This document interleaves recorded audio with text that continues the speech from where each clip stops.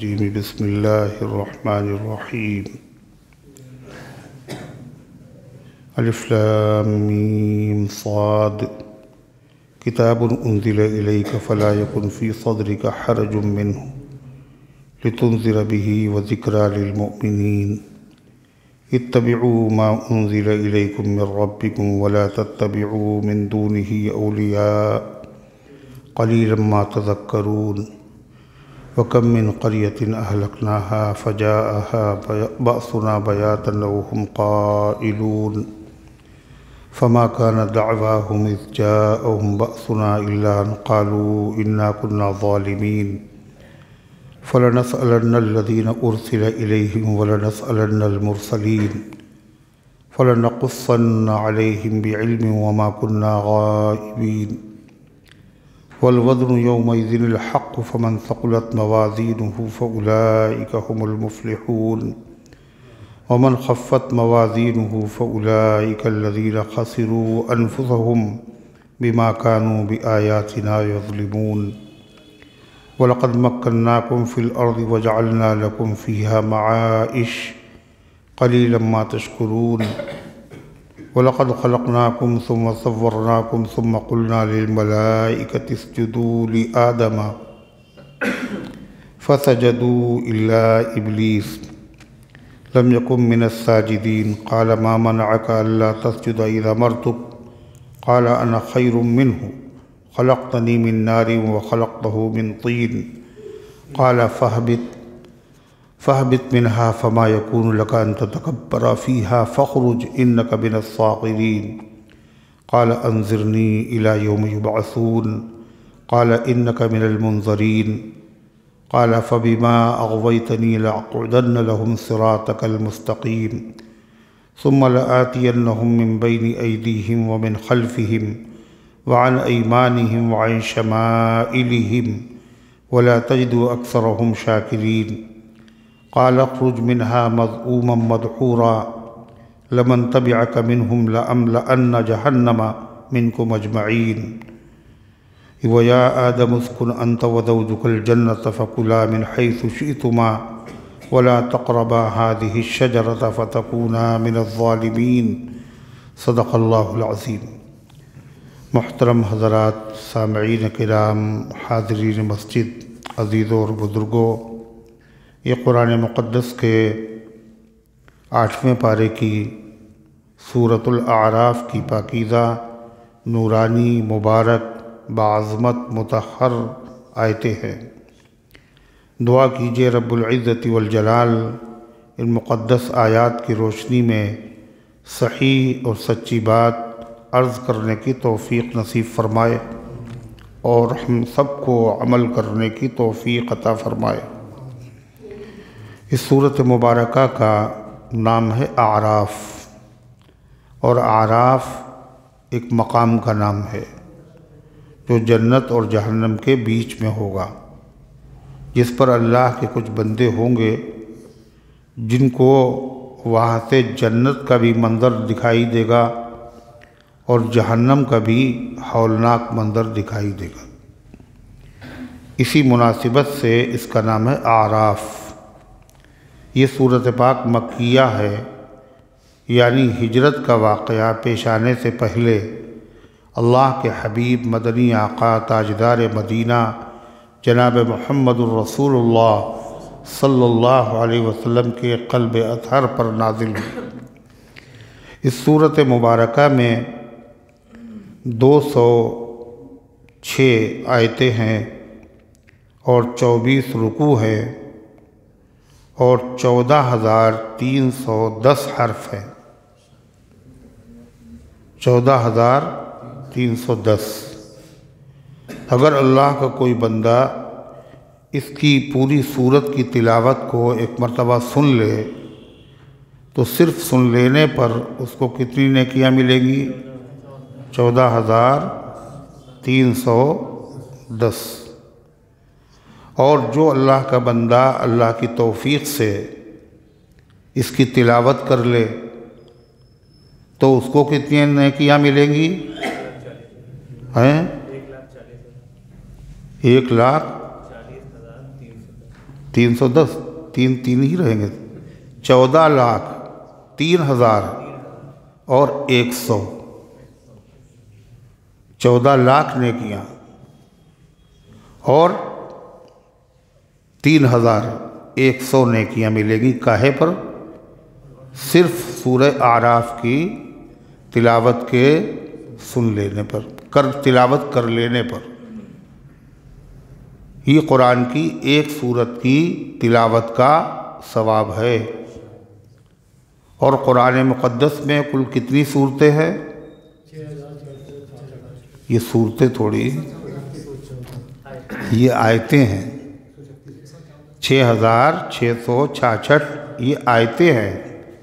صورتیں کتنی؟ 114۔ اور 114 جو قرآن کی صورتیں ہیں ان کے نام کس کس کو یاد ہیں بھائی؟ ہاتھ اٹھاؤ۔ بس، اور تلاوت سبھی کرتے ہیں ماشاءاللہ، ہیں سب تلاوت کرتے ہیں۔ اور کئی قرآن پاک مکمل کر چکے، مگر صورتوں کے نام یاد نہیں ہوئے آج تک۔ کیوں نہیں یاد ہوئے؟ وجہ اس لیے کہ اس کی طرف ہم نے توجہ نہیں دی۔ اگر ہم توجہ دیتے تو صورتوں کے نام بھی ہمیں یاد ہوتے۔ اس لیے کہ جب آدمی کسی چیز کی طرف توجہ نہیں دیتا، چاہے وہ 1000 مرتبہ آنکھوں سے دکھائی دے، آنکھوں سے گزرے، پھر بھی وہ چیز اس کو یاد نہیں ہوتی۔ اس مسجد میں آپ کو آتے ہوئے ایک زمانہ گزر گیا، نماز پڑھتے ہوئے، آتے ہوئے، جاتے ہوئے، مگر آپ سے اگر پوچھا جائے اس مسجد میں کتنے دروازے ہیں، کتنے دروازے ہیں، کتنی کھڑکیاں ہیں، تو آپ بتا نہیں پائیں گے۔ کیوں؟ ہم کوئی دروازے گننے تھوڑی آتے ہیں، کھڑکیاں شمار کرنے تھوڑی آتے ہیں، تو نماز پڑھنے آتے ہیں، نکل جاتے ہیں دروازوں سے، نظر آتے ہیں دروازے، مگر ہم نے کبھی توجہ نہیں دی۔ نبی کریم صلی اللہ علیہ وسلم کو جب معراج کا شرف حاصل ہوا اور آپ واپس آئے، اور آپ نے جب یہ بتایا کہ میں رات کے وقت میں مسجد اقصیٰ گیا تھا اور وہاں سے آسمانوں پر گیا اور رات ہی میں واپسی ہو گئی، تو جو مشرکین تھے انہوں نے مذاق اڑایا اور انہوں نے ماننے سے انکار کر دیا۔ بعض جو ان میں سے سمجھدار تھے تھوڑے سے، انہوں نے کہا کہ ایسے نہیں ان کو جھٹلانا چاہیے، بلکہ ان کا کچھ امتحان لے لینا چاہیے۔ اس لیے کہ اقصیٰ، مسجد اقصیٰ، اقصیٰ کے معنی ہے دور۔ یہ سفر شروع ہوا مسجد سے ایک مسجد تک، مسجد حرام سے شروع ہوا مسجد اقصیٰ تک۔ سبحان الذی اسریٰ بعبدہ لیلا من المسجد الحرام الی المسجد الاقصیٰ، پاک ہے اللہ تعالی جو لے گیا اپنے بندوں کو رات میں۔ اسریٰ کے معنی آتے ہیں رات میں سفر کرنا۔ فَاسْرِ بِعِبَادِي، موسیٰ علیہ السلام سے اللہ نے کہا میرے بندوں کو رات میں لے کر نکل جائیے، ورنہ فرعون پیچھا کرے گا، رات میں نکل جائیے۔ اسری، لوط علیہ السلام سے کہا گیا آپ اپنے بچوں کو، اپنے متعلقین کو لے کے نکل جائیے رات میں۔ تو اسریٰ کے معنی ہے رات میں سفر کرنا۔ اس سورت کا نام ہی سورہ اسریٰ ہے، اسریٰ نہیں، اسریٰ۔ اسریٰ غلط ہے، مگر لوگوں کو پتہ تو ہوتا نہیں، وہ سورہ اسریٰ کہتے ہیں، سورہ اسریٰ۔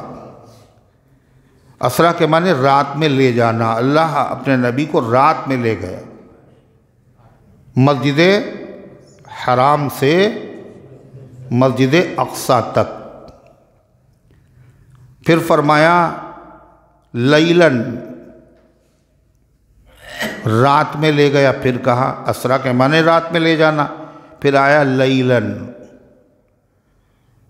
لیل کے معنی بھی رات کے ہیں، مگر یہ عربی ہے، لیلاً کہا، لیل نہیں کہا، لیلاً تنوین کے ساتھ۔ اور اس پر جو تنوین آتی ہے اس کے بھی معنی ہوتے ہیں، کہیں معنی ہوتے ہیں اس کے زیادتی کے،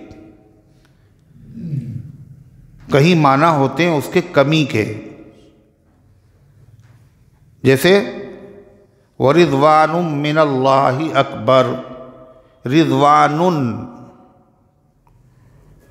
یا نون پر تنوین ہے، اس کے معنی کیا ہیں؟ رضوان معنی رضامندی، خوشنودی، کس کی؟ اللہ کی۔ کتنی خوشنودی؟ وَرِضْوَانٌ، تھوڑی سی اللہ کی خوشنودی۔ کتنی تھی؟ کتنی؟ تھوڑی تھی۔ تھوڑی کا کوئی لفظ نہیں ہے وہاں، خالی رضوان ہے، مگر ترجمہ کیا ہو رہا ہے؟ تھوڑی سی اللہ کی رضامندی کیا ہے؟ وَرِضْوَانٌ مِّنَ اللَّهِ أَكْبَرُ، اللہ کی تھوڑی سی رضامندی بھی بہت بڑی چیز ہے۔ تو تنوین سے معنی سمجھ میں آئے کہ یہاں کیا ہے، اس کے معنی زیادتی کے ہیں۔ کائے کے ہیں؟ زائدہ ہونے کے۔ رضوان یہاں معنی کیا ہیں؟ کم ہونے کے۔ کبھی آتے ہیں کسی چیز کے بڑے ہونے کے لیے بھی تنوین آتی ہے، جیسے وَعَلَىٰ أَبْصَارِهِمْ غِشَاوَةٌ ختم اللہ علی قلوبہم وعلی سمعہم وعلی ابصارہم غشاوۃ، اللہ نے مہر لگا دی ان کے دلوں پر اور ان کے کانوں پر، اور کیا کہا؟ وعلی ابصارہم غشاوۃ، اور ان کی آنکھوں پر پردہ ہے۔ غشاوہ کہتے ہیں پردے کو۔ کانوں میں تو مہر لگا دی، آنکھوں پہ بھی لگا دی، دل پہ بھی لگا دی، مگر آنکھوں پر کیا ہے؟ آنکھوں پر کیا ہے بھائی؟ پردہ ہے۔ مگر پردہ جو بتایا غشاوۃ تنوین کے ساتھ ہے نا، تو تنوین یہاں پر جو ہے وہ بتا رہی کاہے کو؟ بڑائی کو، عظمت کو بیان کر رہی ہے۔ یعنی کیا؟ وَعَلَىٰ أَبْصَارِهِمْ غِشَاوَةٌ عَظِيمَةٌ، ان کی آنکھوں پر بہت بڑا پردہ ہے۔ یہ بڑا کہاں سے آ گیا؟ وہی تنوین کے معنی۔ تو اللہ تعالیٰ نے کیا کہا؟ سبحان الذی اسریٰ بعبدہ لیلا، اللہ کی ذات پاک ہے، وہ لے گیا اپنے محبوب کو رات میں۔ پھر کیا کہا؟ لیلا من المسجد الحرام الى المسجد الاقصی۔ لیلن کا مطلب پوری رات نہیں لگی، لیلن یعنی رات کے کچھ حصے میں،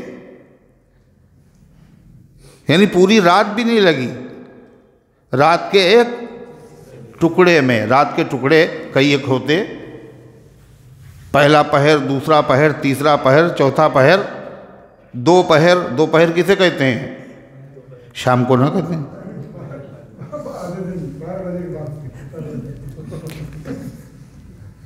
تو دو پہر کیوں کہا اسے؟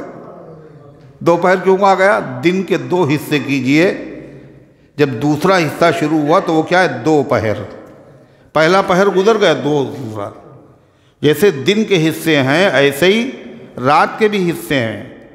تو رات کے ایک حصے میں، معمولی سے حصے میں اللہ لے گیا کہاں سے؟ مسجد حرام سے۔ کہاں تک؟ اقصی تک۔ یعنی تھوڑی سی رات کا تھوڑا سا حصہ، اور سفر کتنا لمبا؟ مسجد حرام سے مسجد اقصی۔ اور اقصی کے معنی دور، اقصی معنی دور، یعنی اس مسجد تک لے گیا جو مسجد حرام سے بہت دور ہے۔ اقصی اتنی دور ہے وہ مسجد، وہاں اللہ تعالیٰ کس کو لے گیا؟ اپنے حبیب صلی اللہ علیہ وسلم کو مسجد حرام سے مسجد اقصیٰ. تو عرب لوگ اسے اقصیٰ کہتے تھے. کیوں؟ اس لیے کہ وہ بہت دور ہے. اللہ کے نبی اور آپ اللہ کے نبی کیا کر رہے ہیں کہ رات کے تھوڑے سے حصے میں گئے اور واپس بھی آ گئے، اور اتنی دور والی مسجد. تو اس لیے کچھ لوگوں نے کہا یہ کہہ رہے ہیں تو ان کا امتحان لے لو بھائی. تو حضور پاک صلی اللہ علیہ وسلم سے انہوں نے امتحان لیا اور پوچھا یہ بتائیے کہ مسجد اقصیٰ میں دروازے کتنے ہیں؟ آپ نے اگر وہاں نماز پڑھی ہے، آپ مسجد گئے تو بتائیے آپ. تو حضور پاک صلی اللہ علیہ وسلم فرماتے ہیں کہ میں گھبرا گیا، اس لیے کہ اللہ کے نبی صلی اللہ علیہ وسلم مسجد اقصیٰ میں دروازے گننے نہیں گئے تھے. گئے تو تھے، توجہ نہیں دی تھی آپ نے. فرماتے تھوڑی دیر میں یہ گھبراہٹ ختم ہو گئی کہ میں نے دیکھا کہ اللہ تعالیٰ نے صفا پہاڑی پر مسجد اقصیٰ کو لا کے رکھ دیا. یعنی جیسے آپ ٹی وی کے پردے پر دیکھتے ہیں اسکرین پر سعودی عرب کا منظر، تراویح ہو رہی وہاں، امام حرم وہاں خطبہ دے رہے ہیں، بیٹھے ہندوستان میں ہیں مگر دیکھ رہے اتنی دور کا منظر. اللہ نے وہ منظر نبی کریم صلی اللہ علیہ وسلم کے سامنے صفا پہاڑی پر ظاہر کیا.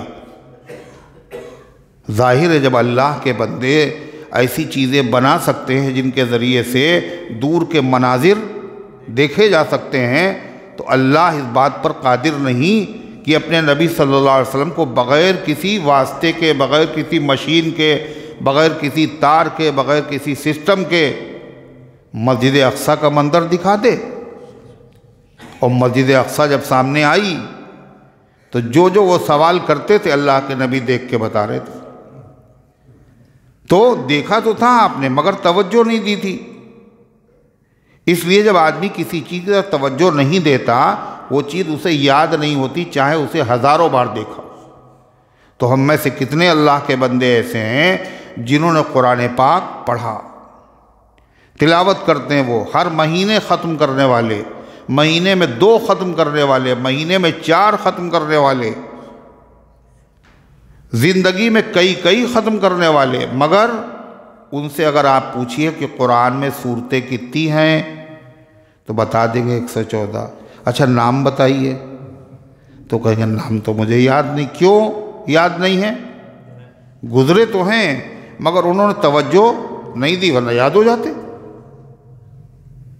اس لیے ہم لوگوں کو بھی یاد نہیں، اب تک تو یاد نہیں ہے، اس لیے توجہ نہیں دی تھی.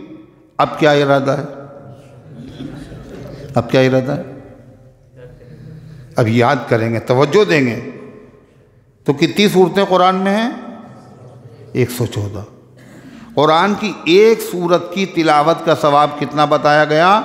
سورہ اعراف کا صرف 14,03,100. یہ صرف ایک سورت کا ثواب.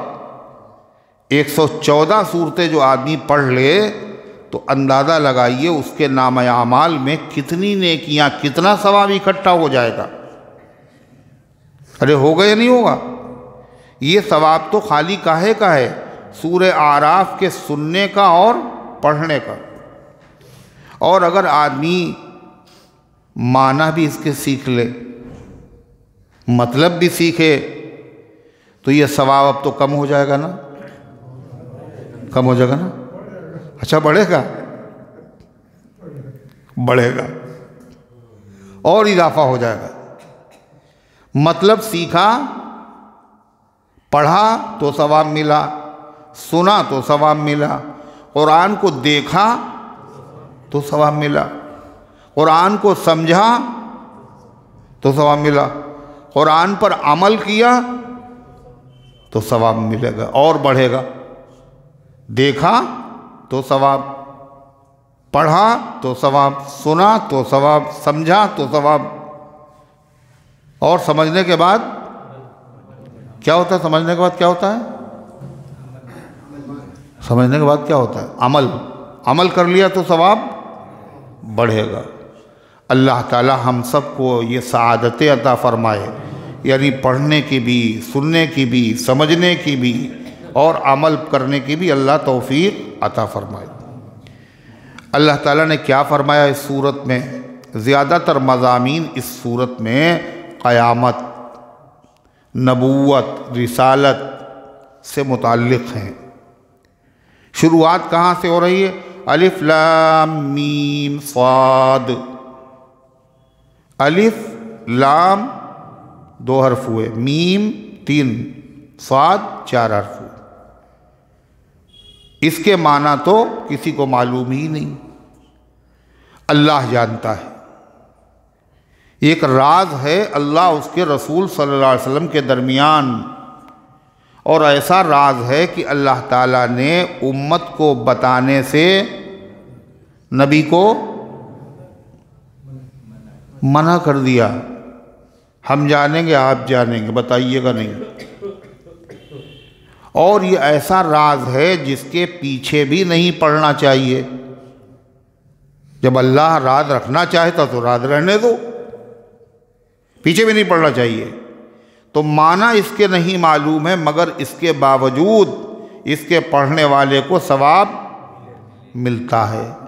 اور الف لام میم صاد اگر کہا تو کتنی نیکیاں ملے گی؟ کتنی؟ 40۔ ابھی تو گنے تھے حرف کتنے؟ الف لام میم صاد، کتنے ہوئے؟ ہر حرف پر 10 نیکی، کتنے ہو گئی؟ 40 نیکی۔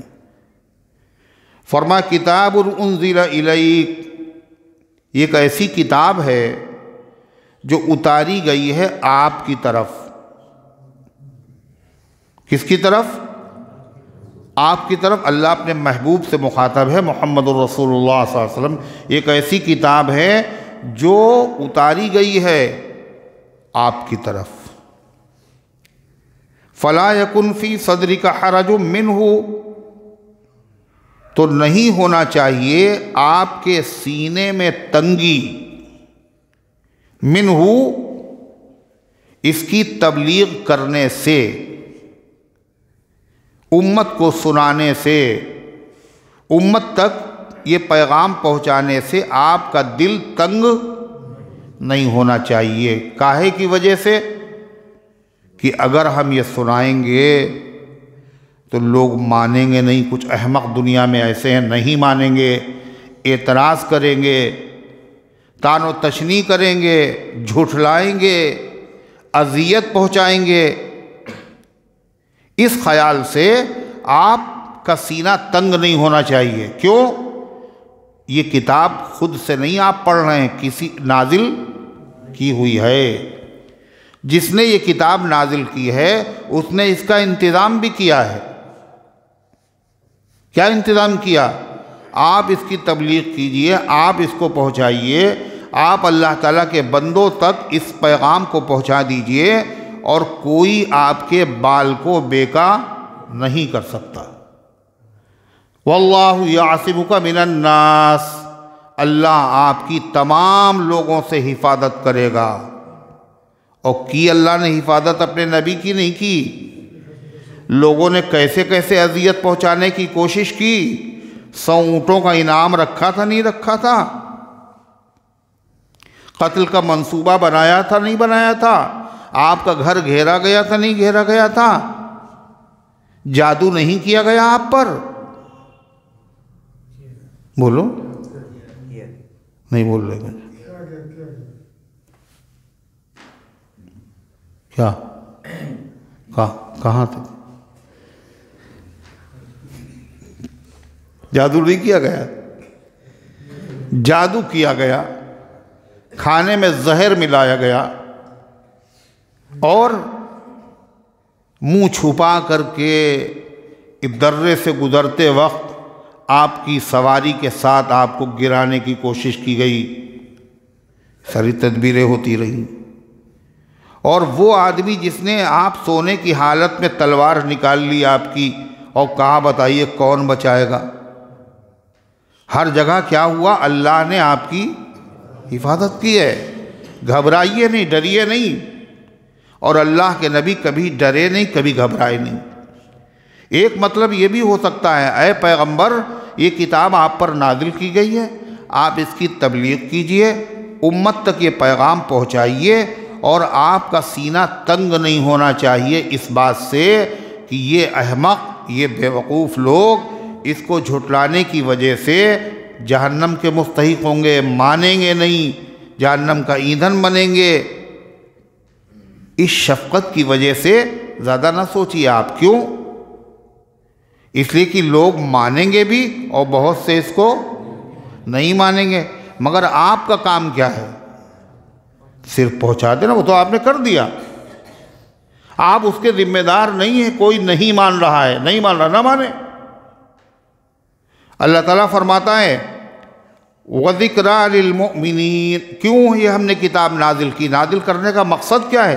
لِتُنذِرَ بِهِ، تاکہ اس کتاب کے ذریعے سے، قرآن کے ذریعے سے آپ لوگوں کو ڈرائیں۔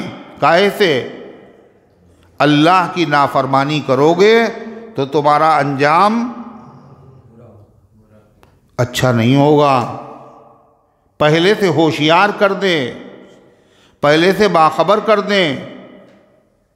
وَذِكْرَى لِلْمُؤْمِنِينَ، اور یہ کتاب کیا ہے؟ خاص طور سے نصیحت ہے ایمان والوں کے لیے۔ نصیحت تو سب کے لیے ہے، مگر نصیحت کا کما حق فائدہ اس سے کون اٹھائے گا؟ بولو، ایمان والے۔ اللہ تعالیٰ اب کہہ رہا ہے سارے عالم کے لوگوں سے، انسانوں، جنوں، سارے بندوں سے کہہ رہا ہے تمہاری ہدایت کے لیے آخری پیغمبر پر ہم نے اپنا آخری نصیحت نامہ اتار دیا ہے، لہذا اس کا تقاضا یہ ہے کہ تم سب کیا کرو؟ اتبعوا ما انزل الیکم من ربکم، اتباع کرو اس کی جو چیز اتاری گئی ہے تمہاری طرف، تمہارے رب کی طرف سے، جو نصیحت آئی ہے اس کی اتباع کرو۔ اتباع کرنے کا مطلب کیا؟ قرآن کی اتباع کا مطلب یعنی اس کتاب پر ایمان لاؤ، دل سے یقین کرو یہ اللہ کی نازل کی ہوئی کتاب ہدایت ہے، اور اس کتاب کی زبان سے تلاوت کرو، کانوں سے اس کتاب کی تلاوت کو، اس کے معانی اور مطالب کو سنا کرو، اور ہاتھ پیروں سے اس کتاب کے تقاضوں پر عمل۔ یہ ہے قرآن کی اتباع۔ سب سے کہہ رہا ہے اللہ، خالی مسلمانوں سے نہیں۔ کیوں؟ اللہ رب العالمین ہے، اور اللہ کے محبوب صلی اللہ علیہ وسلم رب کیا ہے؟ رحمت للعالمین ہے، اور قرآن کیا ہے؟ ذکر للعالمین، سارے عالموں کے لیے نصیحت نامہ ہے۔ وَلَا تَتَّبِعُوا مِن دُونِهِ أَوْلِيَاءَ، اور مت پیروی کرو من دونہ، اس کو چھوڑ کر۔ کس کو؟ اللہ کو چھوڑ کر۔ من دونہ، اللہ کو چھوڑ کر، اولیاء، دوسرے رفیقوں کی، دوسرے رفیقوں کی، ساتھیوں کی، معبودوں کی، جھوٹے معبودوں کی پیروی مت کرو، چاہے وہ انسانوں میں سے شیطان ہو اور چاہے جنوں میں سے ہوں۔ کیوں؟ انسانوں میں سے شیطان ہوں یا جنوں میں سے شیطان ہوں، وہ کیا کریں گے؟ تمہیں سیدھے راستے پہ چلنے دیں گے؟ وہ تمہیں سیدھے راستے سے روکیں گے۔ اور اللہ تمہارا خیر خواہ ہے، اللہ مہربان رحمان و رحیم ہے، وہ چاہتا ہے کہ میرے بندے سیدھے راستے پر چلیں۔ اس لیے جب یہ کتاب آ گئی، اس نے صراط مستقیم تمہیں بتا دیا، اب تم اسی کی پیروی کرو، اور اس کے علاوہ اللہ کو چھوڑ کر دوسرے کی پیروی مت کرو، چاہے وہ انسانوں میں سے شیطان ہو چاہے جنوں میں سے شیطان ہو۔ وہ اس کتاب سے تمہیں روکیں گے، ایمان نہیں لانے دیں گے، عمل نہیں کرنے دیں گے، شکوک و شبہات میں مبتلا کریں گے۔ اگر ان کے راستے پر چلو گے تو کیا ہوگا؟ گمراہ ہو جاؤ گے۔ جب اللہ تعالیٰ نے سیدھے راستے پر چلا کر چلنے کے بعد آدمی کہاں جائے گا؟ سیدھا جنت میں۔ اور یہ تمہارے دشمن تمہیں جنت میں جانے نہیں دینا چاہتے۔ اللہ نے اس راستے کی پہچان کے لیے کتاب نازل کی ہے، اس لیے اللہ تعالیٰ کا یہ بہت بڑا کیا ہے؟ انعام ہے، احسان ہے۔ لہذا اس انعام کی ہر آدمی کو کیا کرنا چاہیے؟ ناقدری۔ ہر آدمی کو اس کی قدر کرنا چاہیے، اس نعمت کا شکر ادا کرنا چاہیے۔ اللہ فرماتا ہے لیکن ہوا کیا؟ قلیلا ما تذکرون، تم لوگ بہت کم نصیحت حاصل کرتے ہو۔ ہونا تو چاہیے تھا اس نصیحت سے ہر آدمی فائدہ اٹھاتا، مگر تم بہت کم نصیحت حاصل کرتے ہو۔ کم نصیحت حاصل کرنے کا مطلب اگر آدمی واقعی اس کتاب کو پڑھے اور تھوڑا سا دھیان دے کہ اس کتاب میں جو بتایا گیا ہے اللہ کی عظمت، اللہ کی صفات، قیامت کا ذکر، جہنم کا ذکر، ہر چیز تو اس کتاب میں بیان کی گئی ہے۔ انسان کی پیدائش، انسان کا انجام، سب کچھ تو بتایا گیا ہے۔ اگر آدمی میں تھوڑا سا دھیان دے دے تو وہ سیدھے راستے پر آ جائے گا۔ مگر قلیلا ما تذکرون، تم بہت کم نصیحت حاصل کرتے ہو۔ پھر اللہ تعالیٰ نے فرمایا اور دیکھو اس عظیم الشان کتاب آنے کے بعد اس کتاب کی مخالفت نہ کرنا، اس کی تکذیب نہ کرنا، اس کا انکار نہ کرنا۔ جس پر نازل ہوئی ہے اس پیغمبر کی رسالت کا انکار نہ کر۔ اگر انکار کیا تو پھر خیریت نہیں ہے۔ کیوں خیریت نہیں ہے؟ اللہ فرماتا ہے وَكَم مِّن قَرْيَةٍ أَهْلَكْنَاهَا، اور کتنی ہی بستیاں ایسی ہیں جن کو ہم نے برباد کر دیا۔ کیوں برباد کر دیا؟ ان بستی والوں میں ہم نے راستہ دکھانے کے لیے پیغمبروں کو بھیجا تھا، مگر انہوں نے پیغمبروں کی مخالفت کی، ان کو جھٹلایا۔ نتیجہ کیا ہوا؟ جب وہ لوگ دنیا کے نعمتوں میں مست ہو گئے اور آخرت کی پکڑ سے، اللہ کی پکڑ سے بالکل غافل ہو گئے، تو ہم نے کیا کیا؟ ان کے اوپر عذاب نازل کر دیا۔ وَكَم مِّن قَرْيَةٍ أَهْلَكْنَاهَا، اور کتنی ہی بستیاں ہیں جن کو ہم نے برباد کر دیا۔ کیوں برباد کر دیا؟ فَجَاءَ بَأْسُنَا بَيَاتًا، آیا ان کے پاس ہمارا عذاب بیاتاً، رات کے وقت میں۔ اور رات کے وقت میں غفلت کم ہوتی ہے، زیادہ ہوتی۔ لوگ کیا کرتے ہیں رات میں؟ سوتے ہیں۔ بیاتاً رات کے وقت میں آیا۔ او ہم قائلون، یا ایسے وقت میں آیا جب وہ دوپہر میں آرام کر رہے تھے۔ دو ٹائم ہیں آرام کرنے کے، ایک رات میں اور ایک دوپہر میں، یعنی پورے غفلت کی حالت میں تھے۔ اگر آدمی ہوشیار ہو تو مصیبت سے بچ سکتا ہے، بالکل غافل ہو بچتے ویسے بھی نہیں اللہ کے عذاب سے۔ لیکن ہوتا کیا ہے؟ کم سے کم آدمی تھوڑی بہت کوشش تو کر لیتا ہے۔ او ہم قائلون، یا وہ دوپہر کے وقت میں آرام کر رہے تھے، تب ہمارا عذاب آیا۔ کب آیا؟ رات کے وقت میں آیا یا دوپہر کے وقت میں آیا؟ چنانچہ قوم لوط پر جو عذاب آیا، آئے گا ذکر آگے، وہ دن میں آیا رات میں؟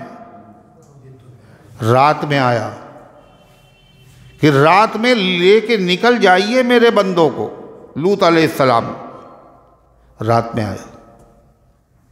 اور قوم شعیب پر جو عذاب آیا وہ رات میں نہیں آیا، دن میں آیا، دوپہر کے وقت میں، قیلولے کے وقت۔ اللہ فرماتا ہے جب ہمارا عذاب آیا تو جو نبیوں کے مخالف تھے، کتابوں کے مخالف تھے اور کسی طرح متکبر تھے، مغرور تھے، ان کا تکبر کہاں گیا پتہ؟ کیا حال ہوا؟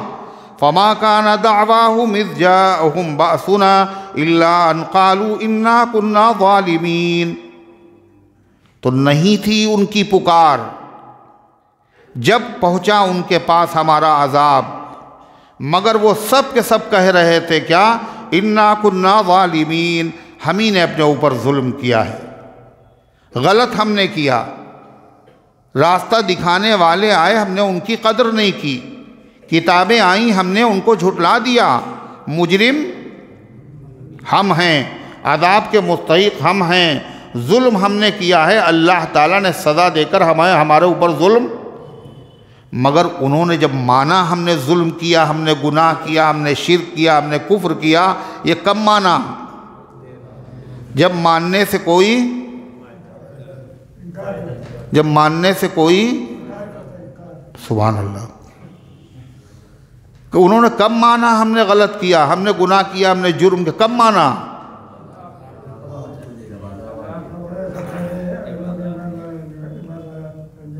نہیں، کب کہا انہوں نے؟ یہ جب عذاب آ گیا نا، تو جب عذاب آ جائے تو اس وقت ماننے سے، ایمان لانے سے کوئی فائدہ نہیں ہوتا. اسی کا ذکر ہے قالوا انا كنا ظالمین، تو انہوں نے کہا ہم ہی نے ظلم کیا، مگر اس وقت ان کے کہنے سے کیا فائدہ؟ جب وقت تھا تو کیا نہیں. نبی کریم صلی اللہ علیہ وسلم گزرے صحابہ کے ساتھ، دیکھا ایک قبر بنی ہوئی ہے، تو آپ نے پوچھا یہ کس کی قبر ہے؟ تو صحابہ نے بتایا یہ فلاں کی ہے. تو آپ نے فرمایا جو قبر میں لیٹا ہوا آدمی ہے اس کے نزدیک 2 رکعت نماز پوری دنیا اور دنیا کی تمام نعمتوں سے بڑھ کر ہے. مطلب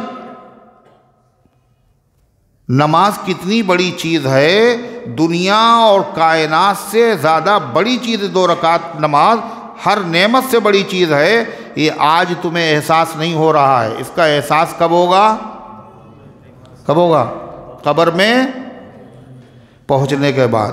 اور قبر میں پہنچنے کے بعد جب احساس ہوگا تو اس وقت احساس سے بولو کوئی فائدہ نہیں ہوگا. اس لیے ان کو تو احساس ہو گیا جو قبر میں پہنچ گئے. ابھی ہم لوگ نہیں پہنچے، وہ تو نہیں پڑھ پائیں گے، لیکن ہم لوگوں کے پاس وقت ہے، ہم لوگ پڑھ سکتے.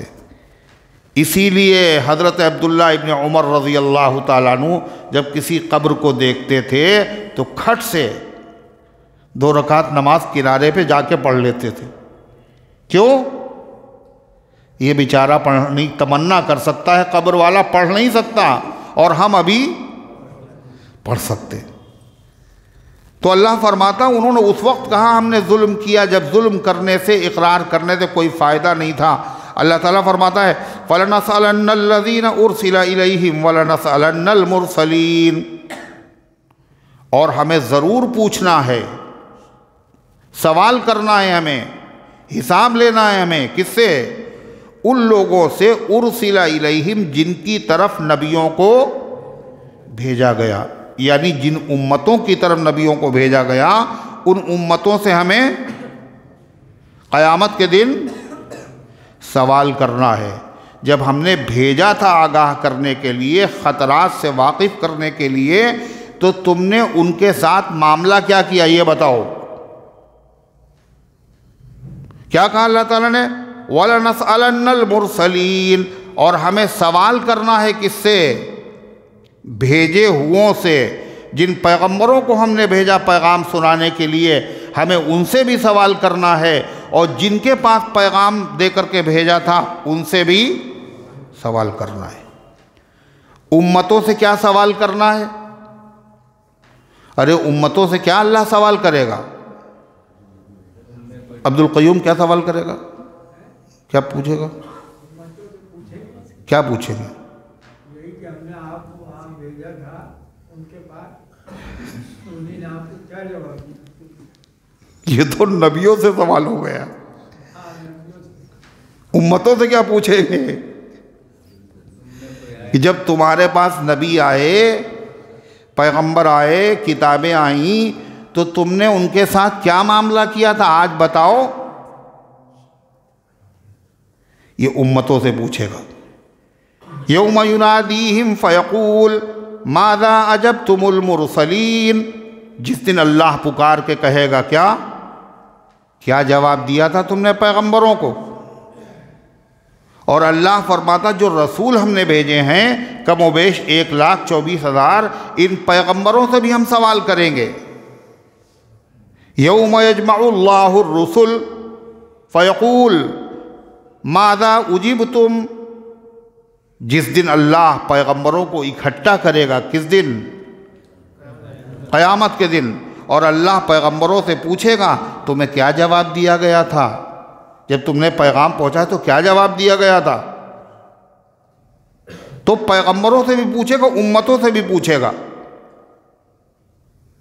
یہ کیوں پوچھے گا اللہ؟ بھائی پوچھا کب جاتا ہے؟ جب آدمی کو پتہ نہ ہو. اور اللہ جب پوچھ رہا ہے تو اللہ کو تو سب پتہ ہے. کیوں پوچھے گا؟ آر دلانے کے لیے، ذلیل کرنے کے لیے، ڈانٹنے کے لیے، پھٹکارنے کے لیے. مگر اس وقت اس سے ان کو تو کوئی فائدہ نہیں ہوگا. یہ ان کے لیے ایک مصیبت ہوگی کہ بتائیے میدان محشر میں آج ہم ذلیل ہو رہے ہیں، ہم نے کیا کیا، کاش کہ ایسا نہ کیا ہوتا. اللہ نبیوں سے بھی پوچھے گا کہ تم نے پیغام امتوں تک پہنچایا یا نہیں. ہر پیغمبر یہ کہے گا ہم نے پیغام پہنچا دیا. پیغمبروں سے یہ بھی پوچھے گا جب پیغام پہنچایا تو جن کے پاس پہنچایا انہوں نے تمہارے ساتھ کیا معاملہ کیا، مانا یا نہیں مانا. اسی لیے مسلم شریف کی روایت ہے نبی کریم صلی اللہ علیہ وسلم نے آخری حج کے موقع پر حجۃ الوداع بڑے مجمع میں آپ نے صحابہ سے کہا تھا قیامت کے دن اللہ تعالیٰ تم سے پوچھے گا کہ تمہارے پاس نبیوں نے پیغام، ہمارے پیغمبر نے پیغام پہنچایا یا نہیں. فما انتم قائلون. تو یہ بتاؤ تم لوگ کیا جواب دو گے قیامت کے دن؟ کس نے پوچھا؟ اللہ کے رسول. کس سے پوچھا؟ صحابہ سے پوچھا. کیا پوچھا؟ کہ قیامت کے دن اللہ میرے بارے میں تم سے پوچھے گا کہ میں نے محمد صلی اللہ علیہ وسلم کو نبی بنا کر بھیجا تھا، انہوں نے پیغام تم تک پہنچایا یا نہیں.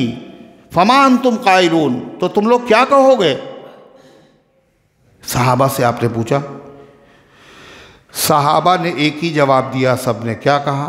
اے اللہ کے رسول ہم تو یہ کہیں گے قد بلغت الرسالہ وادیت الامانہ ونصحت الامہ. واقعی آپ نے پیغام پہنچا دیا، آپ نے امانت کا حق ادا کر دیا اور آپ نے امت کی خیر خواہی کی. جب صحابہ نے یہ کہا تو اللہ کے نبی نے شہادت کی انگلی آسمان کی طرف اٹھائی اور کہا اللہم اشہد اللہم اشہد اللہم اشہد. اے اللہ دیکھ یہ گواہی دے رہے ہیں کہ میں نے پیغام پہنچا دیا، تو بھی گواہ رہنا کہ یہ بندے بتا رہے ہیں کہ میں نے جو پیغام آپ نے میرے حوالے کیا تھا وہ میں نے ان تک پہنچا دیا. سمجھ میں آئی بات؟ اور مسند احمد کی روایت میں ہے، مسند احمد کی روایت میں ہے کہ نبی کریم صلی اللہ علیہ وسلم نے صحابہ سے کہا کہ اللہ تعالیٰ نے مجھ سے کہا کہ تم نے پیغام پہنچا دیا. میں نے کہا کہ میں نے پیغام پہنچا دیا. اب تمہاری ذمہ داری ہے فَلْيُبَلِّغُ الشَّاهِدُ الْغَائِبُ. ہم نے ان تک پیغام پہنچایا جو ہمارے سامنے موجود ہیں، مگر نبی ہم ان کے نہیں ہیں جو دنیا میں موجود ہیں ہمارے سامنے، بلکہ جو میدان عرفات پہ موجود ہیں ان کے بھی نبی ہیں جو حج کرنے نہیں آئے دنیا میں موجود ہیں ان کا بھی نبی ہوں، اور جو قیامت تک پیدا ہونے والے ہیں ان کا بھی نبی ہوں، ہے نا؟ تو آپ نے فرمایا اب تم اس کا اہتمام کرو، تم اس کا اہتمام کرو۔ کیا اہتمام کرو؟ فَلْيُبَلِّغُ الشَّاهِدُ الْغَائِبُ، تم میں سے جو موجود ہیں وہ غائب تک اس پیغام کو پہنچا دے نہیں، پہنچاتا رہے۔ صحابہ نے اپنے زمانے کے لوگوں کو پہنچایا، تابعین نے اپنے زمانے کو لوگوں کو پہنچایا۔ یہ پیغام آج بھی ہر امتی کی ذمہ داری ہے، جو لوگ جن تک یہ پیغام نہیں پہنچا ان تک اس پیغام کو پہنچایا جائے۔ غیر ایمان والے لوگ، ایمان والے لوگ، ان سب تک یہ پیغام پہنچایا جائے۔ یہ جو ایک درس قرآن کا ایک سلسلہ ہے، اس سلسلے میں کیا ہو رہا ہے، کیا ہوتا ہے یہ بتائیے؟ یہ بھی اللہ کے نبی کے اس دیے ہوئے پیغام کو امت تک پہنچانے کی ایک شکل ہے۔ اور جو جماعتیں نکل رہی ہیں وہ کیا کر رہی ہیں؟ وہ بھی نبی کے پیغام امت تک پہنچانے کی ایک شکل ہے۔ اور جو خانقاہوں میں اولیاء اللہ بزرگان دین بیٹھے ہوئے ہیں اور جو آنے والوں کی اصلاح کر رہے ہیں، یہ کیا ہے؟ یہ بھی پیغام پہنچانے کی ایک شکل ہے۔ نبی کا اتنا ہمارے اوپر احسان ہے تو کچھ ہماری بھی تو ذمہ داری بنتی ہے۔ کیا کہا؟ بلغوا عنی ولو آیہ، میری طرف سے پہنچا دیا کرو اگرچہ ایک آیت کیوں نہ ہو، پہنچاتے رہو، پہنچاتے رہو۔ کہنے ہم تو جماعت میں جاتے نہیں، ہم کیسے پہنچائیں؟ ہم کہتے ابھی بتایا نا، وہ بھی ایک شکل ہے، یہ بھی ایک شکل ہے۔ خانقاہوں میں یہ بھی شکل ہے۔ آپ اپنے گھر پہ جا کر اپنے بیوی بچوں کو بتائیں جا کر کا مسئلہ، یہ بھی ایک شکل ہے۔ دوستوں اور احباب کو بتائیں، یہ بھی ایک شکل ہے۔ یہ بھی نہیں ہو سکتا تو کچھ لوگوں سے کہیں بھائی میرے ساتھ آ جاؤ، 1 گھنٹے کا وقت دے دو مجھے، ہفتے میں 1 گھنٹے کا وقت دے دو، صرف بدھ کے دن میرے ساتھ چلو۔ آپ اگر ان کو لے کر کے آ گئے اور ان کے کانوں تک یہ آواز پہنچ گئی تو یہ بھی آپ کے نامہ اعمال میں لکھا جائے گا کہ آپ جو ہے وہ اللہ کے نبی کے پیغام کے پہنچانے کا ذریعہ بنے ہیں۔ ارے ہمیں آتا نہیں تھا، ہم نے بتا تو دیا، پہنچا تو دیا، مگر ہم کتنے نکمے ہیں بتائیے؟ وہ سوچئے ہم کتنے بڑے نکمے ہیں۔ ہم سے یہ بھی نہ ہو سکا کہ ہم باقاعدہ جماعت کی شکل میں جاتے، ہم سے یہ بھی نہ ہو سکا کہ ہم بزرگان دین کے پاس خود جا کر کے دین سیکھتے، ہم سے یہ بھی نہ ہو سکا جہاں جہاں درس قرآن کے حلقے ہیں وہاں ہم خود جاتے اور دوسرے لوگوں کو لے جاتے، ان کو ترغیب دیتے، ان سے کہتے اتنے لوگ یہاں بیٹھے کس نے یہ کام کیا ذرا بتانا، کہ بھائی چلو آج کس نے کیا؟ بس اتنے لوگ، باقی سب کو کچھ ہم تو خود ہی جا رہے ہیں، کیا ضرورت ہے کسی سے کہنے کی ہے؟ اگر آپ کسی سے کہہ دیتے تو یقیناً آپ کا ثواب کم ہو جاتا نا، گھٹ جاتا نا، اور زیادہ ثواب کی آپ کو ضرورت تو ہے، کہاں رکھیں گے اتنا، کہاں رکھیں گے اتنا؟ میاں اتنا بہت ہے، کہنے کون نفلیں پڑھے خام خواہی میں، ارے فرض پڑھ لیے، اب اتنا بہت ہے، اتنے جاڑے میں بتائیے فرض پڑھ لے، سنت موقدہ پڑھ لی، قیامت کے دن پتہ چلے گا، کہا جائے گا جب اس کے فرض میں کمی ہے، دیکھو نفلیں ہیں نہیں ہیں اس کے پاس، تو کہتے ہیں ارے یہ کیا کیا؟ ہم تو اوابین بھی پڑھ سکتے تھے، ہم تو صلاۃ التسبیح بھی پڑھ سکتے تھے، ہم نے کیوں غفلت کی؟ تو اللہ تعالیٰ کیا فرما رہا ہے؟ فَلَنَسْأَلَنَّ الَّذِينَ أُرْسِلَ إِلَيْهِمْ وَلَنَسْأَلَنَّ الْمُرْسَلِينَ، ہمیں ضرور پوچھنا ہے ان لوگوں سے جن کے پاس پیغمبر بھیجے گئے، اور ان سے بھی پوچھنا ہے جو پیغمبر ہم نے بھیجے تھے، پیغمبروں سے بھی پوچھنا ہے۔ اللہ کہہ رہا پوچھیں گے ہم ضرور، مگر یہ اس لیے نہیں پوچھیں گے کہ ہمیں معلوم نہیں ہے، فرشتوں نے ہمارے لکھا ہے، مگر فرشتوں نے بعد میں لکھا ہے، وہ تو قانونی کارروائی انہوں نے کی ہے، ورنہ ہمیں تو ہر چیز پہلے سے معلوم ہے۔ اللہ کہتا ہمیں کون کیا بتائے گا؟ فَلَنَقُصَّنَّ فرما کیا پھر کیا کہے گا اللہ تعالیٰ؟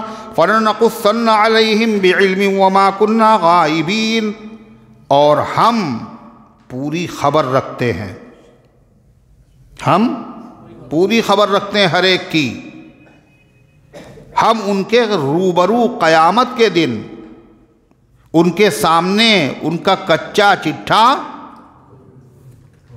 خود رکھ دیں گے کھول کر کے۔ فرشتے کے نامہ اعمال کی ضرورت نہیں ہے، تم نے فلاں تاریخ کو فلاں مقام پر فلاں رات میں فلاں جگہ پر اتنے بج کے اتنے منٹ پر تم نے یہ کیا اور یہ کیا اور یہ کیا اور یہ کیا، اور جوانی میں یہ کیا اور بڑھاپے میں یہ کیا، ہم سب بیان کر دیں گے۔ وَمَا كُنَّا غَائِبِينَ، اس لیے کہ ہم غائب نہیں تھے جب یہ بندہ عمل کر رہا تھا، نیک ہو یا برا۔ تو جب یہ کر رہا تھا تو ہم اس وقت غائب نہیں تھے، اور جس جگہ پہ کر رہا تھا اس جگہ سے بھی ہم غائب نہیں تھے۔ وَالْوَزْنُ يَوْمَئِذٍ الْحَقُّ، اور اس دن وزن ہونا برحق ہے، اس دن تول ہونا برحق ہے۔ اعمال کو چاہے وہ ہاتھ پیروں والے عمل ہوں اور چاہے وہ دل سے کیے جانا والا عمل ہو، دل سے کیے جانا والا عمل ایمان ہے، اور ہاتھ پیروں سے عمل کیے جانے والے بہت سارے عمل ہیں۔ اللہ تعالیٰ فرماتا ہے یہ سارے کے سارے اعمال قیامت کے دن تولے جائیں گے۔ کیا ہوگا اس دن؟ اس دن وزن ہونا، اعمال کا تولا جانا، یہ برحق ہے۔ یہ کیوں کہہ رہا ہے اللہ برحق ہے؟ دھوکے میں نہ رہنا۔ معلوم یہ ہوا کہ اعمال کی قیامت کے دن گنتی نہیں ہوگی بلکہ تول ہوگی، تول۔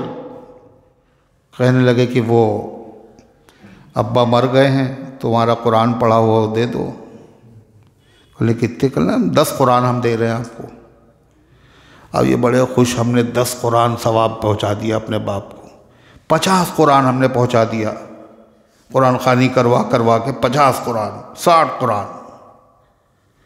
اللہ کے وہاں گنتی کتنے پارے کتنے قرآن تم نے بھیجے، یہ تھوڑی ہو گنتی ہوگی، وہاں کیا ہوگا؟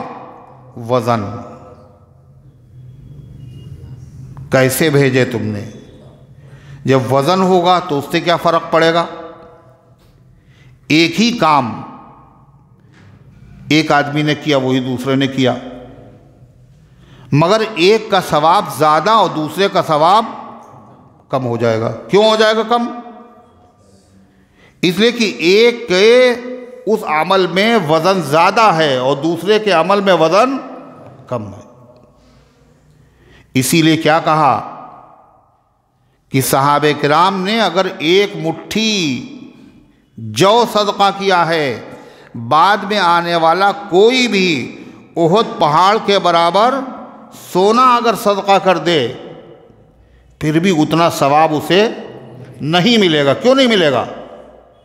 صحابہ نے جو عمل کیا تھا اس کا وزن زیادہ ہے۔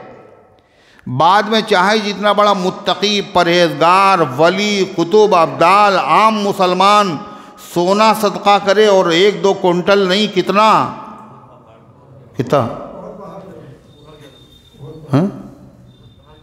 احد پہاڑ، چھوٹا سا ہے نا احد پہاڑ، میلوں کی دوری میں پھیلا ہوا۔ اتنا اگر وہ سونا صدقہ کرے پھر بھی وہ 1 مٹھی اور 2 مٹھی جو انہوں نے 1 مد جو آدھا مد انہوں نے جو صدقہ کیے ہیں وہ ثواب نہیں ملے۔ کیوں نہیں ملے گا؟ اس لیے کہ وہاں وزن ہوگا، عمل، گنتی نہیں ہوگی۔ کتنے کا بکرا خریدا قربانی میں؟ 1 لاکھ۔ اور ایک غریب آدمی نے ایک حصہ لے لیا ہے، کتنے کا؟ 600 روپے کا، 700 روپے کا، 1000 کا، 2000 کا۔ اس کا وزن زیادہ، اس کا کم ہو جائے گا۔ کیوں؟ دونوں نے قربانی کی، اس کے پیسے زیادہ لگے ہیں، کہ اس سے کیا ہوتا ہے؟ وہاں پیسوں کی گنتی نہیں ہوگی، وہاں کیا ہوگا؟ وزن ہوگا۔ اور وزن کیسے عمل میں پیدا ہوگا؟ اخلاص کے ذریعے سے۔ کیسے؟ اخلاص کے ذریعے سے، خالص اللہ کی رضا کے لیے کیا گیا، اس میں وزن ہوگا۔ اگر دکھاوے کے لیے، ریاکاری کے لیے، یا پھر وہ سنت کے خلاف کیا یا بے وقت کیا تو اس میں کیا ہوگا؟ ثواب کم ہو جائے گا۔ ایک آدمی تڑپ رہا تھا تو اس کو جو ہے کھانا نہیں کھلایا، اور بعد میں پھر جو ہے 10,000 روپے مسجد میں دے رہے ہیں۔ یہ کیا بات ہوئی؟ جو وقت تھا نیکی کمانے کا، اس وقت کیوں نہیں کمائی تم نے؟ اس وقت زیادہ ثواب ملتا، 10,000 روپے سے زیادہ ثواب ملتا۔ اسی لیے کہتے ہیں دین کیا ہے؟ دین کی سمجھ ہونا چاہیے، سمجھ۔ وہ سمجھ رہا ہے ہم نے زیادہ بڑھ کے کام کیا، نیک کام نے مسجد میں دیا ہے۔ نہیں، یہ سمجھانے دین کی سمجھ نہیں ہے اس کے پاس۔ اس نے کیا کیا؟ قرآن رکھ دیا، قرآن پاک کے 10 پارے، 10 بکسے لا کے رکھ دیے مسجد میں۔ ثواب ملے گا؟ ہم نے قرآن سے بڑی کوئی کتاب نہیں ہے، ہم نے قرآن لا کے رکھ دیا، اس سے زیادہ ثواب کہاں میں ہوگا؟ ایک آدمی نے قرآن پاک نہیں رکھا، نماز کے ضروری مسئلے کا ایک چھوٹی سی کتاب وہ بانٹ دی لوگوں میں۔ نماز کے وہ مسائل جو لوگ جانتے نہیں تھے، ان کو ان سے مسائل معلوم ہو گئے، اس کا ثواب بڑھ جائے گا قرآن پاک کے ثواب سے۔ کیوں؟ وہ تو رکھے ہیں، پڑھنے والے ہی نہیں۔ پہلے ایک زمانہ تھا جب کسی محلے سے لوگ گزرتے تھے فجر کی نماز کے بعد، تو ہر گھر سے قرآن کی آواز آتی تھی اور معلوم ہو جاتا تھا کہ یہ کسی مسلمان کا گھر ہے۔ ارے وہ آوازیں سنی آپ لوگوں نے؟ نہیں سنی؟ نہیں سنی ہے؟ اب نہیں سنی ہے کبھی؟ ارے سنی ہے نا؟ اب وہی مسلمانوں کے محلے ہیں، ان میں مسلمان رہتے ہیں، آبادی بھی بڑھ گئی ہے، مگر وہ آوازیں غائب ہو گئیں، آوازیں ختم ہو گئیں۔ اور یہی نہیں، کچھ لوگ ایسے تھے جو گھر میں نہیں پڑھتے تھے، مگر مسجد میں فجر کی نماز کے بعد لوگ اچھی خاصی دیر تک قرآن پڑھتے تھے۔ ایسا بھی دیکھا ہے؟ نہیں دیکھا؟ اب وہ زمانہ بھی چلا گیا، نمازی ہیں، مسجد میں آئے، مگر قرآن پڑھنے کا رواج ختم ہو گیا بالکل۔ کہاں چلے گئے؟ مسجدیں مرثیاں خواہ ہیں کہ نمازی نہ رہے، یعنی وہ صاحب اوصاف حجازی نہ رہے، رہ گئی رسم ادا روح بلالی نہ رہی، فلسفہ رہ گیا تلقین غزالی نہ رہی۔ یہ ہوتے ہوتے ہوا کیا؟ آنکھوں دیکھتے یہ حال ہو گیا ہے۔ بعد میں آنے والے وہ تو انہوں نے یہ منظر دیکھا بھی نہیں، کیا حال ہوگا کچھ زمانے کے بعد؟ اس کا ذمہ دار کون ہے؟ جو چلے گئے دنیا سے وہ ہیں ذمہ دار۔ ارے ہم موجود ہیں، اس طریقے کو زندہ کریں۔ تو کیا ارشاد فرمایا اللہ تبارک و تعالیٰ نے؟ وَالْوَزْنُ يَوْمَئِذٍ الْحَقُّ، اور وزن ہونا اس دن اعمال کا یہ برحق ہے۔ برحق ہے مطلب کوئی آدمی دھوکے میں مبتلا نہ ہو، اعمال کا وزن کیسے ہوگا صاحب؟ یہی تو سوچتا ہے آدمی۔ اعمال کا وزن کیسے؟ جو نماز ہم نے پڑھی تھی وہ کہاں ہے؟ جو ہم نے قرآن پڑھا تھا وہ تو ختم ہو گیا. ارے ختم ہو گیا نہیں ہو گیا؟ پھر تولا کیا جائے گا؟ تولا جاتا ہے ان چیزوں کو جن چیزوں کا جسم ہوتا ہے، جن چیزوں میں ویٹ ہوتا ہے، وزن ہوتا ہے، بھاری پن ہوتا ہے. قل هو اللہ میں کون سا وزن ہے؟ سبحان اللہ الحمدللہ جو ہم نے زبان سے کہا اس کا جسم ہے؟ ارے جسم دکھ رہا نا اس کا، دیکھا نا؟ سبحان اللہ کا جسم دیکھا؟ اللہ اکبر کا نہیں دیکھا نا؟ جسم بھی نہیں ہے، وزن ان کا وزن کیسے ہوگا؟ کہ یہ مت سوچو ان کا وزن کیسے ہوگا، اس لیے وزن تمہیں کرنا ہے یا اللہ کو کرنا ہے؟ کس کو کرنا ہے؟ اللہ کو کرنا ہے. وہ ہر طریقے سے تولنے پر قادر ہے، چاہے جسم ہو چاہے نہ ہو، نظر آتا ہو یا نہ نظر آتا ہو. اور اب تو اللہ نے دنیا ہی میں دکھا دیا. آج سے 100 سال پہلے جن چیزوں کے تولے جانے کا ہم سوچ نہیں سکتے تھے، آج وہ چیزیں ہماری نگاہوں کے سامنے تولی جا رہی نہیں تولی جا رہی، اور ہمارے سامنے ان چیزوں کو تولنے کے لیے باقاعدہ نئے نئے آلات بنائے گئے نہیں بنائے گئے؟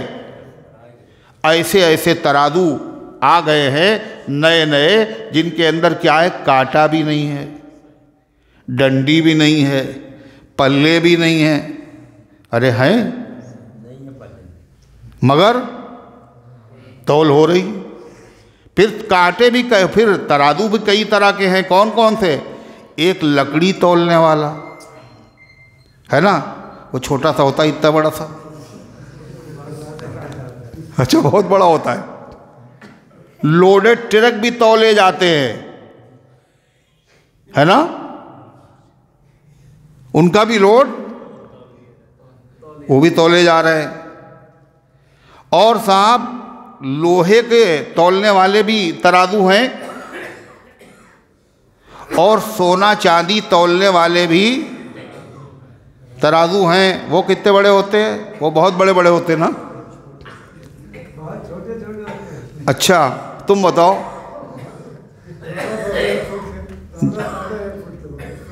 اچھا اچھا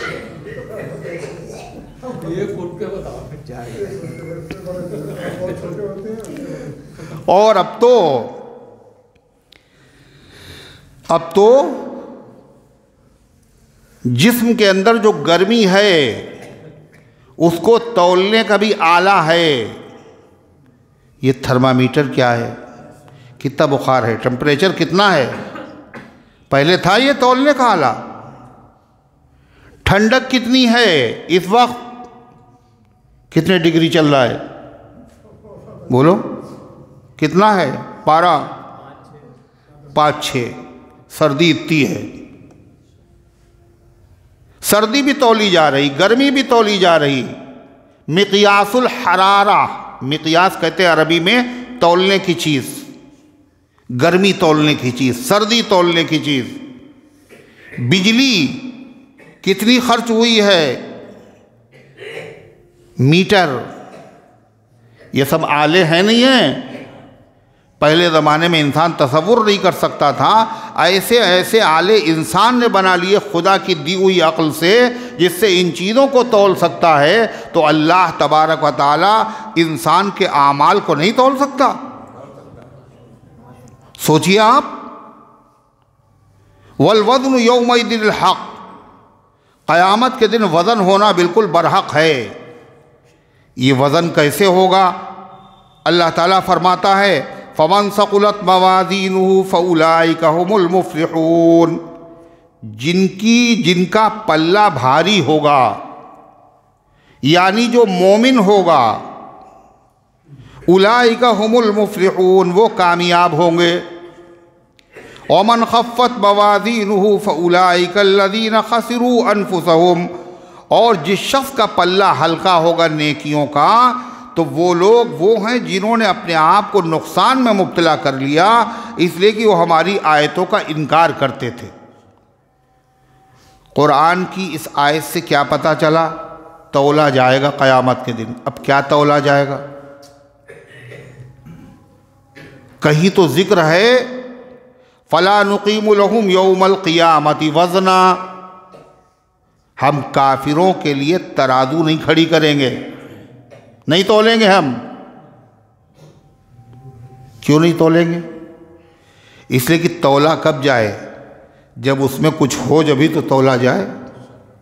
یہ جو نیکیاں کر رہے ہیں، ان نیکیوں میں کوئی وزن ہی نہیں ہوگا، ان میں وزن پیدا ہوتا ہے ایمان سے، اور ایمان ان کے پاس ہے ہی نہیں، تولنے کی کیا ضرورت؟ لیکن پھر بھی تولا جائے گا قیامت کے دن۔ تو قیامت کے دن دو طرح سے تول ہوگی۔ کئی طرح سے؟ دو طرح سے۔ ایک حدیث میں آتا ہے سب سے زیادہ نام اعمال میں وزنی چیز کیا ہے معلوم آپ کو؟ سب سے وزنی چیز سب سے وزنی چیز ہے کلمہ لا الہ الا اللہ۔ سب سے وزنی چیز کلمہ لا الہ الا اللہ۔ حدیث میں ہے قیامت کے دن ہوگا اور ایک آدمی آئے گا، اس کے نام اعمال میں 99 رجسٹر ہوں گے، اور جہاں تک نظر جائے اتنے لمبے، سب میں برائیاں۔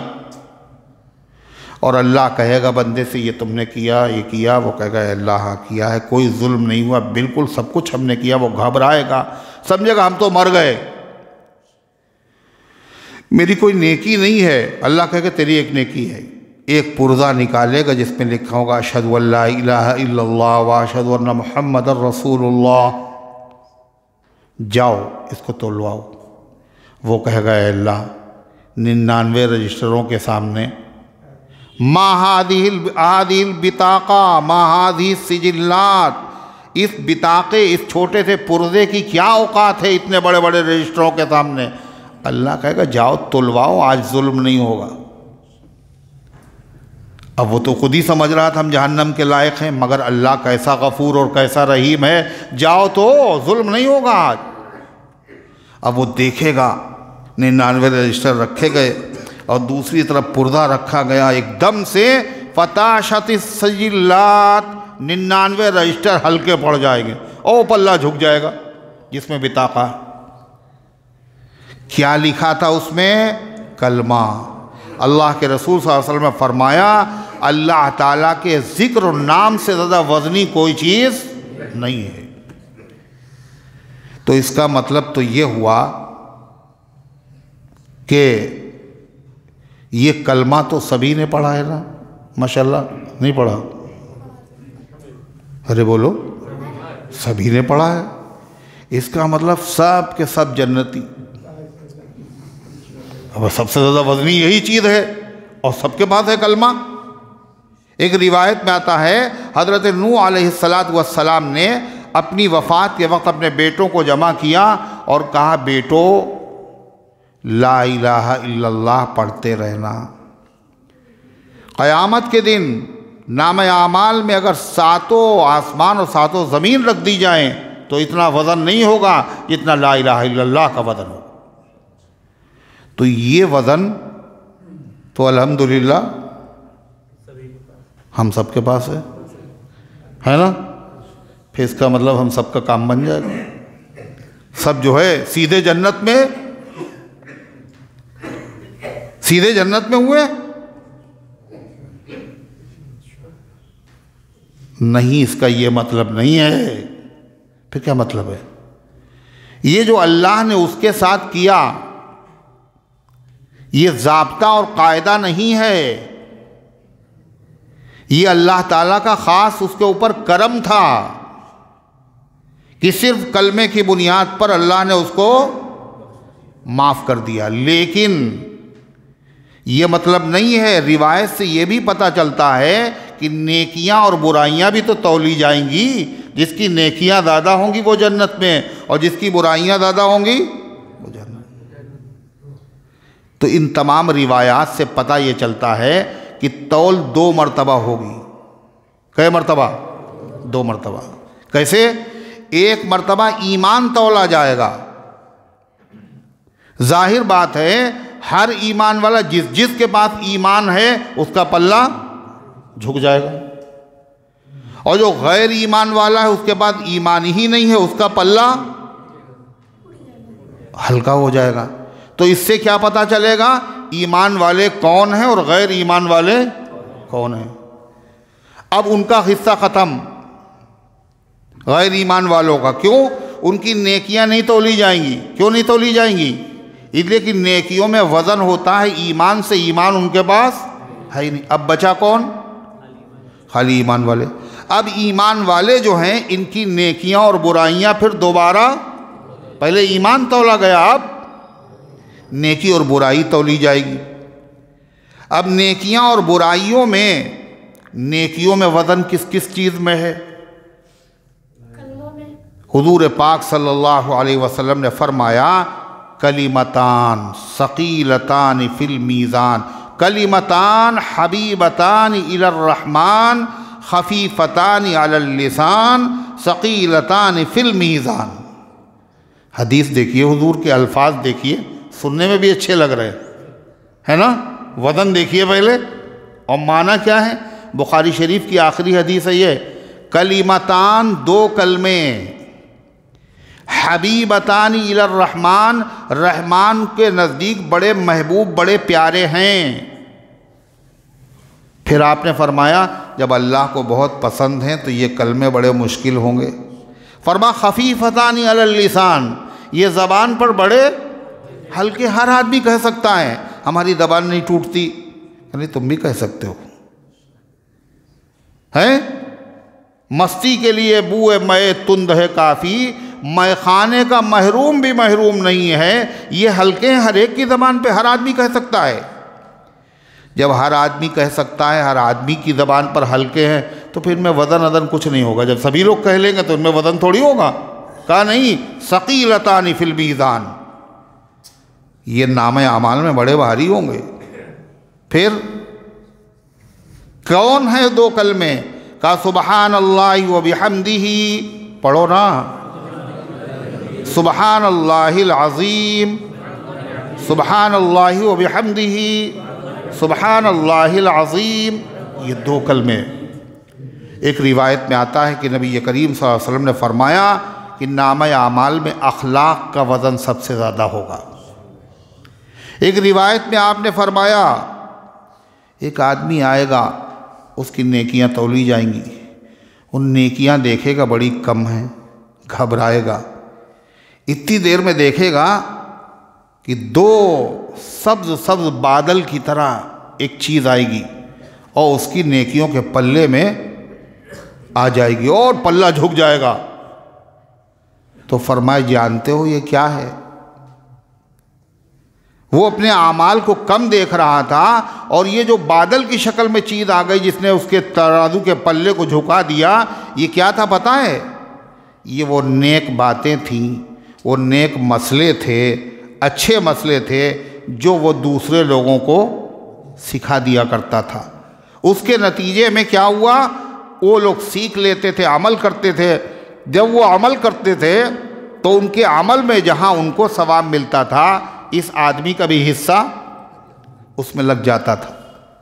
ایک روایت میں آتا ہے، عمران بن حسین کی روایت ہے، قیامت کے دن شہیدوں کا خون اور عالموں کی قلم کی روشنائی جس سے انہوں نے کتابیں لکھی ہیں، اس کو تولا جائے گا، اور شہیدوں کے خون سے زیادہ عالموں کے قلم کی روشنائی کا وزن زیادہ ہو جائے گا۔ اللہ تعالی ہم سب کے ساتھ یہی معاملہ کرے۔ کس قدر آسان دین ہے کہ صاحب ہم نے ایک بات سیکھ لی، اس کے لیے عالم ہونا بھی ضروری نہیں، میں مسئلہ معلوم ہوا دوسرے کو مسئلہ بتا دیا، ہے نا؟ درس قرآن میں آئے، کوئی حدیث معلوم ہو گئی، جا کے دوسرے کو بتا دی، اس کا اس پر عمل ہو گیا، ارے ہوگا فائدہ نہیں ہوگا؟ تو قیامت کے دن تول ہوگی۔ اب سوال یہ ہے کہ تولا کیا جائے گا؟ مختلف روایات سے پتہ چلتا ہے کہ اللہ تبارک و تعالی جیسے تول سکتا ہے، جیسے اللہ کو تولنا، ہم کو تو تولنا نہیں ہے۔ جب حرارت تولی جا سکتی ہے، گرمی تولی جا سکتی ہے، ہیٹ تولی جا سکتی ہے، بجلی تولی جا سکتی ہے، تو اعمال بھی تولے جا سکتے ہیں، اللہ تول سکتا ہے۔ پھر تولا کیسے جائے گا؟ بعض روایات سے پتہ چلتا ہے کہ یہ اعمال جو ہیں ان کو اللہ جسم عطا کرے گا۔ کیا کرے گا؟ جسم تولے جائیں گے۔ جو نیک اعمال ہیں ان نیک اعمال کو اللہ حسین شکل میں تبدیل کر دے گا۔ قبر میں جب آدمی لیٹا ہوگا، ایک نہایت خوبصورت آدمی قبر میں آ جائے گا۔ کون ہو تم؟ مجھے نہیں جانتے ہو؟ کہا ہم قرآن ہے۔ قرآن کیا ہے؟ قرآن۔ حسین شکل میں خوشبو آ رہی ہوگی۔ اسی طریقے سے اگر برے عمل ہیں وہ بھی بدل دیے جائیں گے۔ آپ نے حدیث میں سنا ہے جو آدمی زکوٰۃ نہیں دیتا تو اس کا مال قیامت کے دن قبر میں کیا ہوگا؟ گنجے سانپ کی شکل میں تبدیل کر دیا جائے گا، اور اس کے جبڑے پکڑ لے گا اور کہے گا انا کنزکا انا مالکا۔ تو عمل کو اللہ نے شکل دے دی نہیں دے دی؟ اسی طریقے سے روایت میں یہ بھی آتا ہے قیامت کے دن جب آدمی میدان محشر میں ہوگا اور پلسرات سے گزرنا ہوگا تو بہت سارے اعمال جو ہیں انسان کے وہ اس عمل کرنے والے کے لیے سواریاں بن جائیں گے۔ کیا بن جائیں گے؟ یہ سواری بھی جسم کی ایک شکل ہوئی نہیں ہوئی۔ ایک روایت میں آتا ہے کہ ایک آدمی جو ہے اس کے نامہ اعمال میں 2 بادل آ جائیں گے اور ترازو کو وزنی کر دیں گے۔ یہ 2 بادل کون کون سے ہیں؟ کہا کہ سورہ بقرہ اور سورہ آل عمران۔ جو پڑھتا ہوگا یہ بادل کی شکل میں آ جائے گی۔ تو معلوم یہ ہوا کہ اللہ تولے گا تو ضرور، مگر کیا تولے گا؟ اعمال۔ یہ اعمال کیسے تولے جائیں گے؟ اللہ انہی کو جسم کی شکل عطا کر دے گا۔ قرآن میں ہے وَوَجَدُوا مَا عَمِلُوا حَاضِرًا، اور جو کچھ انہوں نے عمل کیا تھا قیامت کے دن اسے موجود پائیں گے، یعنی اسے جسمانی شکل میں موجود پائیں گے اور دیکھیں گے۔ بعض روایات سے پتہ چلتا ہے کہ خود آدمی کو تولا جائے گا، جس نے عمل کیا تھا اسی کو تولا جائے گا۔ کیا آتا ہے؟ ایک آدمی بہت موٹا تازہ ہوگا لیکن نامہ اعمال میں اس کا کچھ بھی وزن نہیں ہوگا۔ معلوم عمل کرنے والے خود تولے جائیں گے۔ ایک روایت سے پتہ چلتا ہے، پچھلے درس میں نے بیان، حضرت عبداللہ ابن مسعود کھڑے ہوئے ہیں مسواک توڑنے کے لیے۔ لوگوں نے کہا ان کے پیر تو بڑے پتلے، آپ نے فرمایا احد پہاڑ سے زیادہ وزنی ہے یہ۔ تو معلوم یہ ہوا کہ آدمی خود تولا جائے گا۔ اور تیسری چیز کیا معلوم ہوتی ہے کہ بلکہ اس کے نامہ اعمال نامے تولے جائیں گے۔ بتایا نا 99 رجسٹر۔ تو 3 باتیں ہو گئیں۔ کیا؟ اعمال کو جسم کی شکل دے دی جائے گی، یا خود عمل کرنے والے کو تولا جائے گا، یا نامہ اعمال تولے جائیں گے۔ پہلے جو تولا جائے گا وہ ایمان تولا جائے گا۔ ایمان کے نتیجے میں ہر ایمان والا کا پلہ وزنی، کافر کا پلہ ہلکا۔ پھر ایمان والوں کی نیکیاں اور برائیاں تولی جائیں گی۔ پھر اس میں تولا کیا؟ جسم تولے جائیں گے، یا نامہ اعمال تولے جائیں گے، یا کوئی اور خود مجسم آدمی کو تولا جائے گا۔ تو اتنی روایات سے پتہ چلتا ہے کہ ترازو جو ہے جنت قیامت کے دن کئی طرح کے ہوں گے، اور کئی مرتبہ ان کو تولا بھی جائے گا۔ بہرحال جو کچھ بھی ہو، اللہ تعالیٰ کیا فرماتا ہے کہ قیامت کے دن کیا ہوگا؟ اعمال کی تول ہوگی، گنتی۔ وَالْوَزْنُ يَوْمَئِذٍ الْحَقُّ، اور وزن ہونا اس دن بالکل برحق بات ہے۔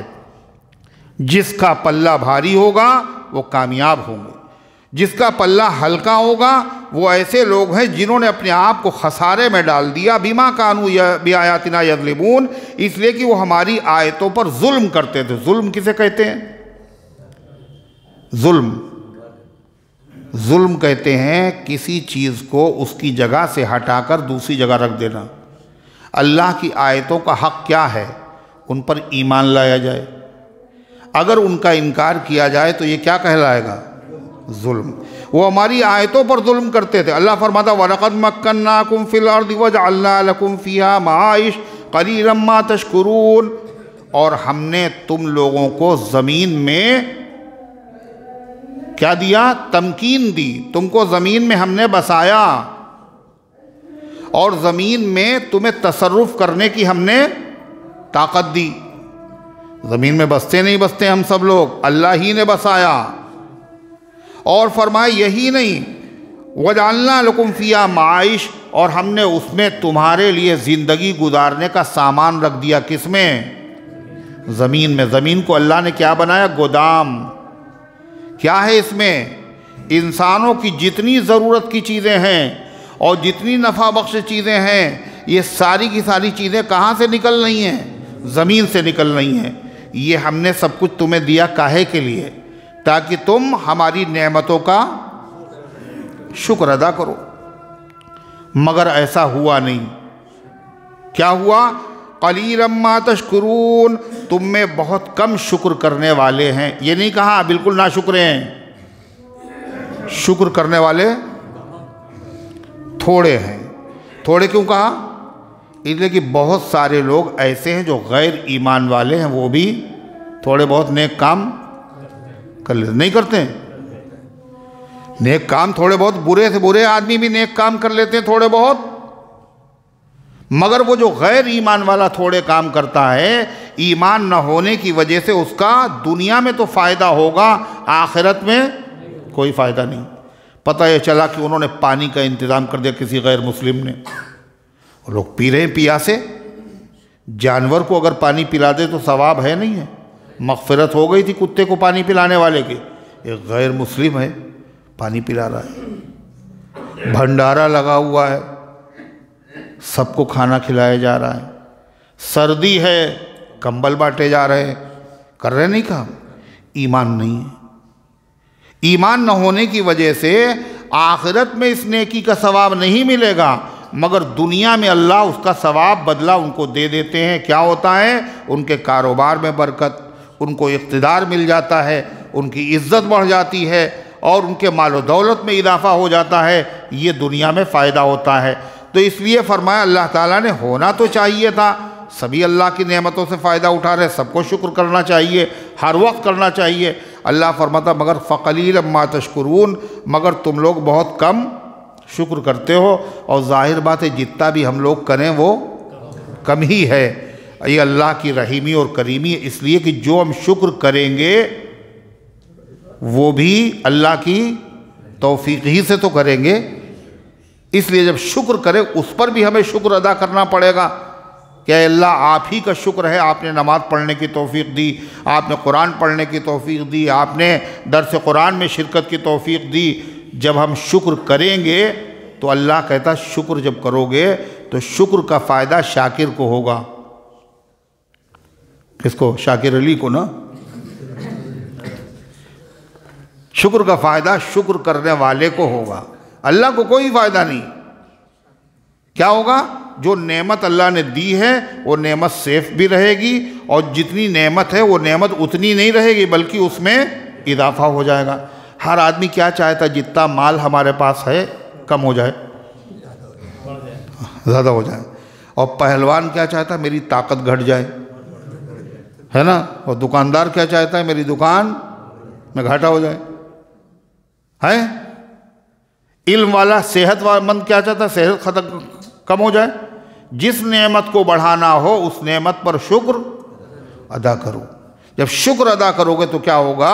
وہ نعمت محفوظ بھی رہے گی اور اللہ اس میں اضافہ بھی فرمائے گا۔ اللہ تبارک و تعالیٰ ان گزارشات کو قبول فرمائے، عمل کرنے کی توفیق عطا فرمائے۔ ایک سوال چھوٹا سا جی، عشاء کی فرض نماز میں امام صاحب دوسرے رکعت میں بیٹھے نہیں، کھڑے ہو گئے، پیچھے سے لقمہ دینے بعد واپس بیٹھ گئے، اور پھر سجدہ سہو کے وہ کر لیا، اور نماز ہوئی نہیں؟ نماز ہو جائے گی۔ جب 2 رکعت کے بعد جو ہے بیٹھ گئے تھے، نہیں بیٹھے؟ نہیں بیٹھے نہیں، کھڑے ہو گئے۔ اچھا، 2 رکعت کے بعد بیٹھنا واجب ہے، لہذا جب وہ کھڑے ہو گئے تو کھڑے ہونے لگے تو مقتدی کو لقمہ دینا چاہیے، اگر لقمہ دے دیا جائے اور بیٹھنے کے قریب ہو امام تو بیٹھ جائے، اگر کھڑے ہونے کے قریب ہے تو کھڑا ہو۔ جب وہ کھڑا ہو جائے تو کوئی صاحب لقمہ بار بار دے کے زبردستی بٹھانے کی کوشش نہ کریں۔ اگر کہیں جاہل لوگ ہیں انہوں نے لقمہ دے دیا کہ نہیں امام صاحب بیٹھنا ہی پڑے گا آپ کو، اور امام صاحب بیچارے بیٹھ بھی گئے، بیٹھ گئے، پورا کھڑے ہو گئے امام صاحب، بیٹھ گئے، اس کے بعد انہوں نے پھر اپنے پڑھا کر کے اتحیات وغیرہ پھر سے انہوں نے جو ہے نماز پوری کی، آخر میں سجدہ سہو کر لیا جب بھی نماز ہو جائے گی۔ اللہم صلی علی سیدنا